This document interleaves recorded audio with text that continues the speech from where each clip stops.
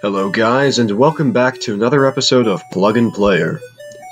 Today we're going to discover just how far into the past of video games plug and plays have reached.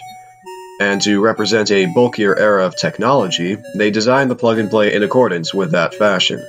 This is Space Invaders. This thing brings me an incredible feeling of nostalgia, but taking a look at these games today gives me a newfound respect for these classics. An example of this is in the plug and play's namesake. I remember watching a video that talked about the clever way that Space Invaders increases in difficulty.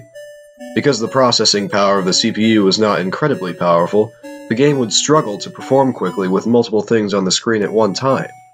This behavior allowed the concept of incrementally increasing difficulty to be successfully executed, because as enemies would be destroyed, the CPU would be able to more easily process things on the screen, causing the enemies to move faster, thus increasing the difficulty. Hearing this, I was amazed at the cleverness of the developers, and it gives me a respect for the game itself. Besides that, though, what more can be said about an arcade classic that's been around since the 70s? Fortunately, this plug-and-play has some other, perhaps lesser-known arcade games that I think are much better than Space Invaders. One of these games is Lunar Rescue. This ambitious game has the player control a rescue shuttle that must navigate the minefield of asteroids to reach various landing decks. Upon landing and retrieving one of the survivors, the shuttle must then return to the mothership while avoiding more asteroids and UFOs. Despite this game having a relatively large number of moving parts, the game is a tad easy. The ability to shoot rockets downward to slow your descent and help avoid obstacles dulls the difficulty substantially. However, I still appreciate the game for what it provides. The next game is Colony 7. Continuing with the theme of rescuing people from invading aliens, the player is tasked with defending a space colony by manning 2 turrets. The better you are at defending the colony, the more points you get. If one of your turrets gets shot, however, you are left to defend the colony with only 1 turret, severely limiting the rate at which you can shoot the aliens. For me, this game is another example of a collection of great ideas that is unfortunately limited by the technology of the time. Still, I love the concept. Moving on is how the hell do you pronounce this? Anyway, the object of the game is to obtain points by creating shapes of varying areas. You can do this 2 ways, the slow way or the fast way.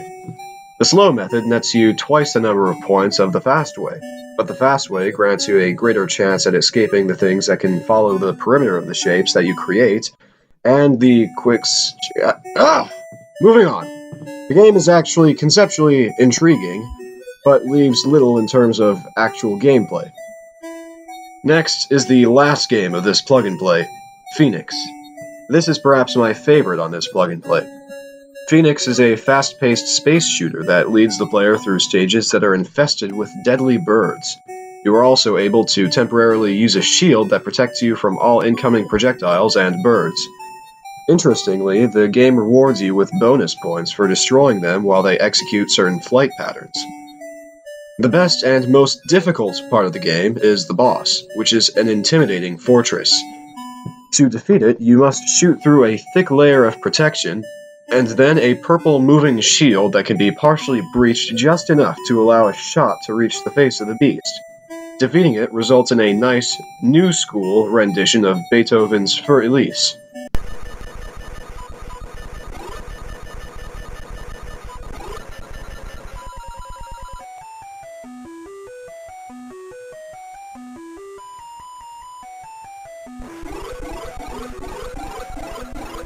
This game impresses me again with an interesting concept, and the fact that they were able to push that concept as far as they did. It is clear that Phoenix established important mechanics for all shooters, and I greatly appreciate it for that. Anyway guys, thank you so much for watching this episode of Plug and Player. If you enjoyed this video, be sure to check out my previous video on Atari's Plug and Play. Also stay tuned for another visit to a Plug and Play that we all got to see.